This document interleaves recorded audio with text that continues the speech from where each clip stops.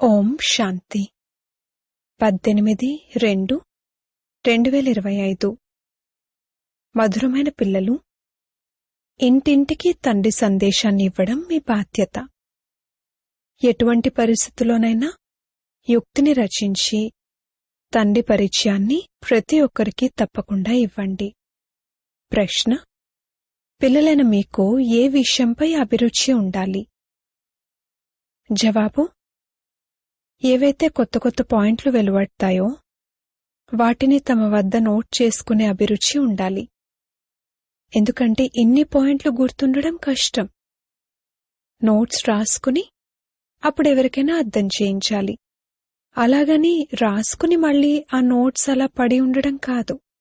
ఏ పిల్లలైతే బాగా అర్థం చేసుకుంటారో వారికి నోట్స్ రాసుకునే అభిరుచి ఎంతగానో ఉంటుంది. పాట: ప్రపంచంలోని లక్షలాది మంది. ఓం శాంతి. మధురాతి మధురమైన ఆత్మిక పిల్లలు పాట విన్నారు. ఆత్మిక పిల్లలు అన్న ఈ మాటను ఒక్క తండ్రే అనగలరు. ఆత్మిక తండ్రి తప్ప ఇక ఎప్పుడూ ఎవ్వరూ ఎవ్వర్నీ ఆత్మిక పిల్లలు అని అనలేరు. ఆత్మలందరికీ ఒక్కరే తండ్రి అని, మనమందరము సోదరులము అని పిల్లలకు తెలుసు. బ్రదర్హుడ్, సోదర భావం అని గానం కూడా చేస్తారు. అయినా కాని మాయ ప్రవేశత ఎలా ఉందంటే దాని వలన పరమాత్మను సర్వవ్యాప్యాన అనేస్తారు. మరి అది ఫాదర్హుడ్, పితృభావం అవుతుంది. రావణ రాజ్యం పాత ప్రపంచంలోనే ఉంటుంది.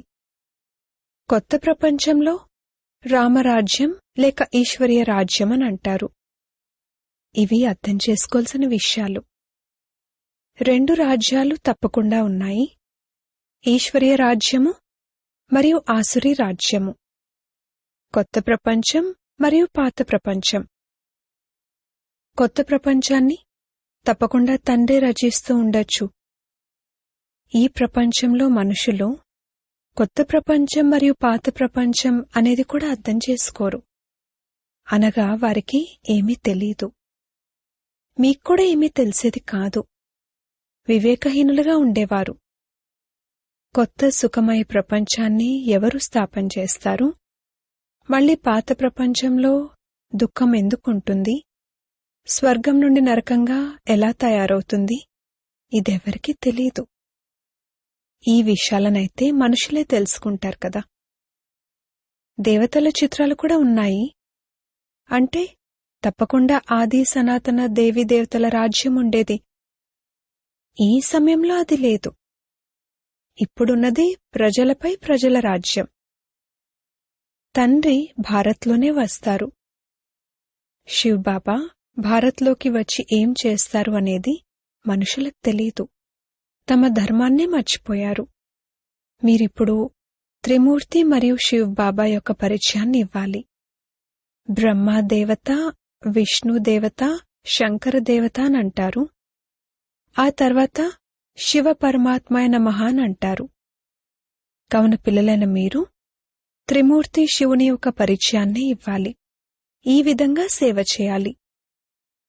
ఎటువంటి పరిస్థితిలోనైనా తండ్రి పరిచయం అందరికీ లభిస్తే తండ్రి నుండి వారసత్వాన్ని తీసుకుంటారు. మనమిప్పుడు వారసత్వాన్ని తీసుకుంటున్నామని మీకు తెలుసు. ఇంకా ఎంతోమంది వారసత్వాన్ని తీసుకోవాలి. ఇంటింటికి తండ్రి సందేశాన్నిచ్చే బాధ్యత మనపై ఉంది. వాస్తవానికి సందేశకుడు ఒక్క తండ్రే. తండ్రి తమ పరిచయాన్ని మీకు ఇస్తారు. మీరు మళ్ళీ ఇతరులకు తండ్రి పరిచయాన్ని ఇవ్వాలి. తండ్రి జ్ఞానాన్ని ఇవ్వాలి. ముఖ్యమైనది త్రిమూర్తి శివుని చిత్రం. దీనినే రాజముద్రికగా కూడా తయారు చేశారు. ప్రభుత్వానికి దీని యథార్థమైన అర్థం తెలీదు. అందులో రాట్నం వలె ఉన్న చక్రాన్ని కూడా చూపించారు. మరియు అందులో సత్యమేవ జయతే అని రాశారు. దీని నుండి అర్థమేమీ వెలువడదు. అవి సంస్కృత పదాలు. వాస్తవానికి తండ్రి అయితే ఉన్నదే ట్రూత్, సత్యం. వారు ఏదైతే అర్థం చేయిస్తారో దాని ద్వారా పూర్తి విశ్వంపై మీకు విజయం లభిస్తుంది. తండ్రి అంటారు, నేను సత్యం చెప్తున్నాను. మీరు ఈ చదువు ద్వారా నిజంగా నారాయణునిగా అవ్వగలరు. వారు ఏమేమో అర్థాలు తీస్తూ ఉంటారు. అవి కూడా వారిని అడగాలి. బాబా అయితే అనేక రకాలుగా అర్థం చేయిస్తారు. ఎక్కడెక్కడైతే మేళాలు జరుగుతాయో అక్కడి నదుల వద్దకు వెళ్లి కూడా అర్థం చేయించండి. పతితపావని గంగా అయితే అవ్వదు. నదులు సాగరం నుండి వెలువడ్డాయి. అది నీటి సాగరం. దాన్నుండి నీటి నదులు వెలువడ్డాయి. జ్ఞానసాగరుడి నుండి జ్ఞాన నదులు వెలువడతాయి. మాతలైన మీలో ఇప్పుడు జ్ఞానముంది. గోముఖం వద్దకు వెళ్తారు.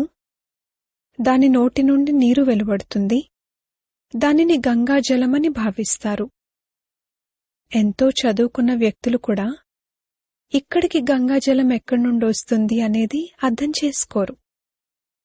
బాణం వేశారు మరియు గంగ వెలువడింది అన్నట్లుగా శాస్త్రాలలో ఉంది. ఇప్పుడివి జ్ఞానానికి సంబంధించిన విషయాలు.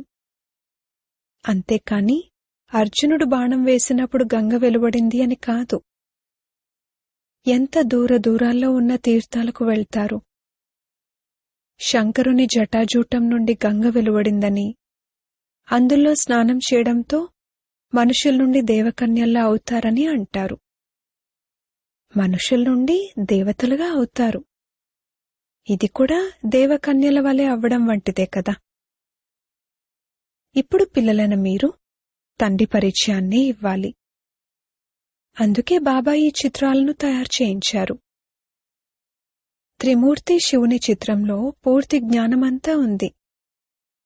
వాళ్ల యొక్క త్రిమూర్తి చిత్రంలో కేవలం జ్ఞానాన్ని ఇచ్చే శివుని చిత్రం లేదు, జ్ఞానం తీసుకునేవారి చిత్రం ఉంది. ఇప్పుడు మీరు త్రిమూర్తి శివుని చిత్రంపై అర్థం చేయిస్తారు. పైన జ్ఞానాన్ని ఇచ్చేవారున్నారు. బ్రహ్మకు వారి నుండి జ్ఞానం లభిస్తుంది. దానిని వ్యాపింపజేస్తారు. దీనినే ఈశ్వరుని ధర్మస్థాపన యొక్క మెషినరీ, యంత్రాంగం అని అంటారు. ఈ దేవీదేవతా ధర్మం చాలా సుఖాన్నిచ్చేటటువంటిది. పిల్లలైన మీకు మీ సత్య ధర్మం యొక్క పరిచయం లభించింది. మమ్మల్ని భగవంతుడు చదివిస్తారు అని మీకు తెలుసు. మీరు ఎంత సంతోషిస్తారు. తండ్రి అంటారు, పిల్లలైన మీ సంతోషానికి అవధులుండకూడదు. ఎందుకంటే మిమ్మల్ని చదివించేవారు స్వయంగా భగవంతుడు. భగవంతుడు నిరాకారుడైన తండ్రి, అంతేకాని శ్రీకృష్ణుడు కాదు. సర్వుల సద్గతిదాత ఒక్కరేనని తండ్రి కూర్చుని అర్థం చేయిస్తారు. సద్గతి అని సత్యుగాన్నంటారు, దుర్గతి అని కలియుగాన్నంటారు.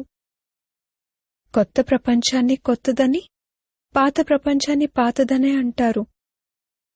ఇప్పుడు ప్రపంచం పాతబడేందుకు ఇంకా 40,000 సంవత్సరాలు పడుతుంది అని మనుషులు భావిస్తారు. ఎంతగా తికమక చెంది ఉన్నారు. ఒక్క తండ్రి తప్ప ఈ విషయాలను ఇంకెవ్వరూ అర్థం చేయించలేరు. బాబా అంటారు, నేను పిల్లలైన మీకు రాజ్యభాగ్యాన్ని ఇచ్చి మిగిలిన వారందరినీ ఇంటికి తీసుకువెళ్తాను. ఎవరైతే నా మతంపై నడుచుకుంటారో వారు దేవతలుగా అవుతారు. ఈ విషయాలు పిల్లలైన మీకే తెలుసు. కొత్తవారెవరైనా ఏం అర్థం చేసుకుంటారు?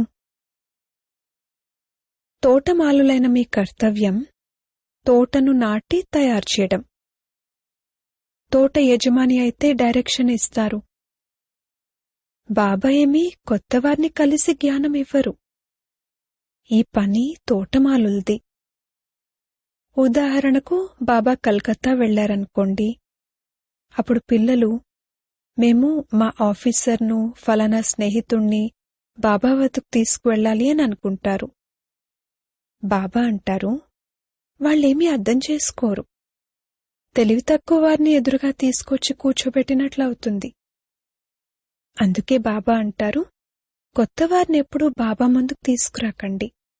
ఇది తోటమాలులైన మీ పని, అంతేకాని తోట యజమానిది కాదు.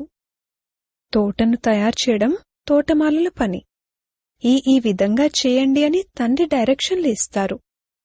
అందుకే బాబా ఎప్పుడూ కొత్తవారిని కలవరు.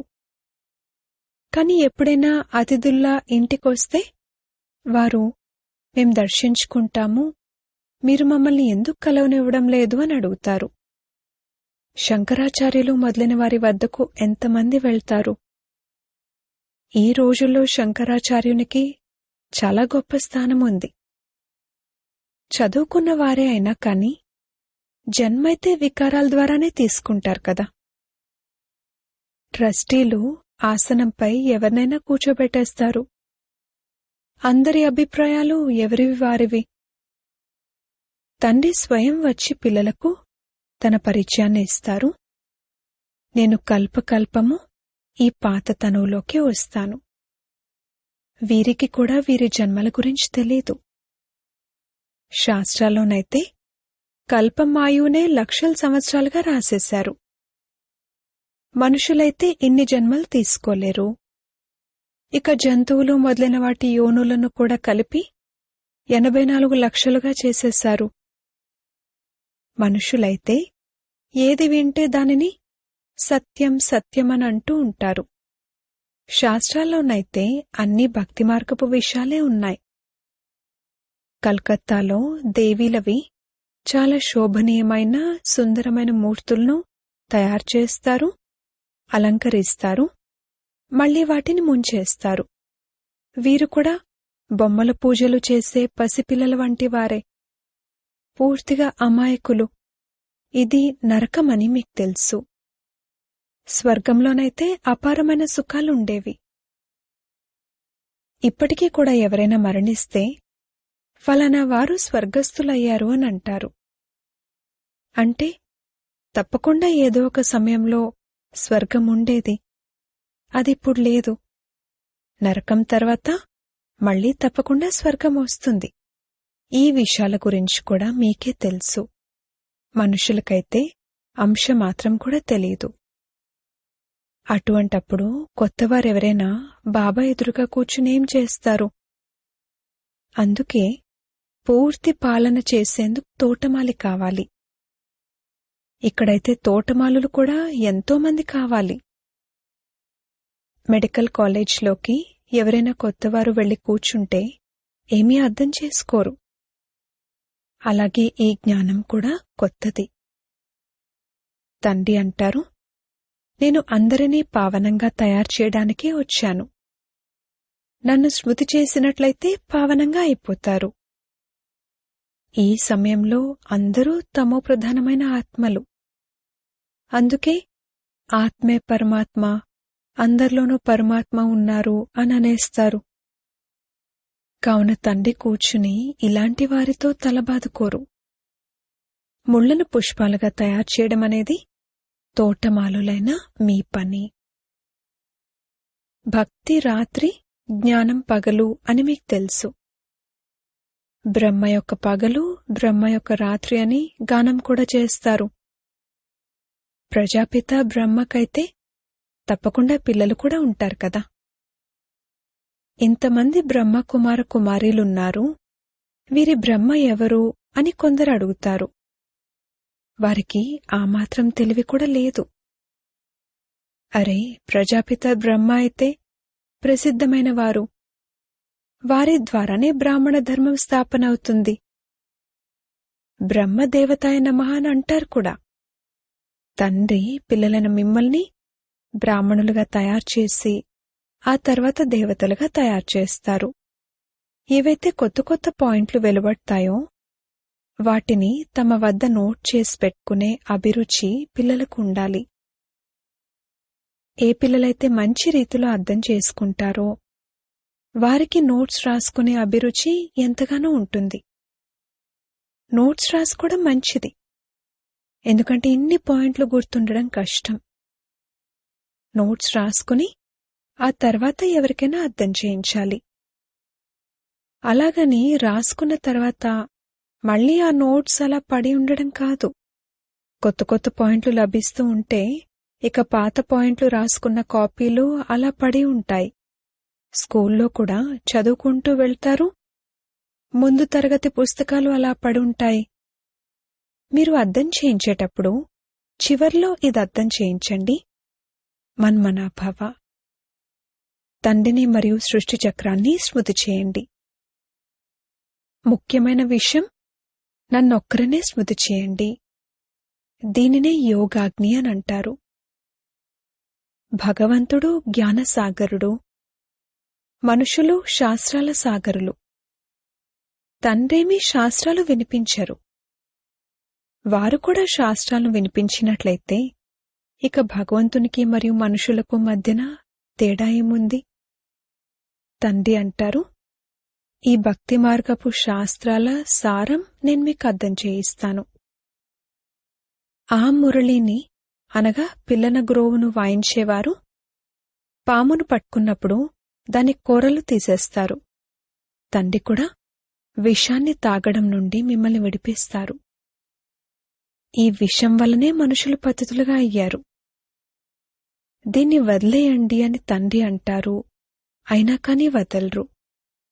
తండ్రి తెల్లగా తయారు చేస్తారు, అయినా కాని పడిపోయి నల్లముఖం చేసుకుంటారు. తండ్రి పిల్లలైన మిమ్మల్ని జ్ఞానచితిపై కూర్చోబెట్టేందుకు వచ్చారు. జ్ఞానచితిపై కూర్చోవడం ద్వారా మీరు విశ్వాధిపతులుగా జగజ్జీతులుగా అవుతారు. అచ్చా, మధురాతి మధురమైన సిక్కిలదే పిల్లలకు మాతా పితా బాప్దాదాల ప్రియ స్మృతులు మరియు గుడ్ మార్నింగ్. ఆత్మిక పిల్లలకు ఆత్మిక తండ్రి నమస్తే.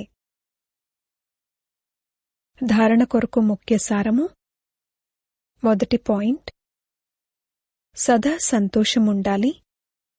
మేము సత్యధర్మ స్థాపనకు నిమిత్తులము. స్వయంగా భగవంతుడు మమ్మల్ని చదివిస్తున్నారు. మా దేవీదేవతా ధర్మం చాలా సుఖాన్నిచ్చేటటువంటిది. రెండవ పాయింట్, తోటమాలులుగా అయి ముళ్లను పుష్పాల వలె తయారు చేసే సేవ చేయాలి. పూర్తిగా పాలన చేసి అప్పుడు తండ్రి ముందుకు తీసుకురావాలి. కృషి చేయాలి. వరదానము, పాత దేహాన్ని మరియు ప్రపంచాన్ని మర్చిపోయే బాప్దాదా యొక్క హృదయ సింహాసనాధికారి భవ. సంగంయుకి శ్రేష్ఠాత్మల స్థానం బాప్దాదా యొక్క హృదయ సింహాసనం. ఇటువంటి సింహాసనం పూర్తి కల్పంలో లభించదు. విశ్వరాజ్యం లేక రాష్ట్ర రాజ్యం యొక్క సింహాసనమైతే లభిస్తూనే ఉంటుంది, కానీ ఈ సింహాసనం లభించదు. ఇది ఎంతటి విశాలమైన సింహాసనమంటే దీనిపై నడవండి, తిరగండి, తినండి, పడుకోండి, అయినా కాని సదా సింహాసనాధికారులుగా ఉండగలరు. ఏ పిల్లలైతే సదా బాప్దాదా యొక్క హృదయ సింహాసనాధికారులుగా ఉంటారో వారు ఈ పాత దేహం మరియు దైహిక ప్రపంచం నుండి విస్మృతులై ఉంటారు. దీనిని చూస్తూ కూడా చూడరు. స్లోగన్: హద్దులోని పేరు, గౌరవం, ప్రతిష్టల వెనక పరుగు పెట్టడం అనగా నీడ వెనక పడడం వంటిది. అవ్యక్త సూచనలు: ఏకాంత ప్రియులుగా అవ్వండి. ఏకతను మరియు ఏకాగ్రతను అలవర్చుకోండి. ఎలాగైతే ఏదైనా కొత్త ఆవిష్కారం అండర్గ్రౌండ్లోకి వెళ్లటం ద్వారా చేయగలరో, అలాగే మీరు కూడా ఎంతగా అండర్గ్రౌండ్లో అనగా అంతర్ముఖులుగా ఉంటారో అంతగా కొత్త కొత్త ఆవిష్కరణలను మరియు ప్రణాళికలను కనుగొనగలరు. అండర్గ్రౌండ్లో ఉండటం ద్వారా ఒకటేమో వాయుమండలం నుండి రక్షణ లభిస్తుంది, 2 ఏకాంతం ప్రాప్తించిన కారణంగా మనన శక్తి కూడా పెరుగుతుంది, 3 ఏ రకమైన మాయా విఘ్నాల నుండైనా ఇది రక్షణ సాధనంగా అవుతుంది. ఓం శాంతి.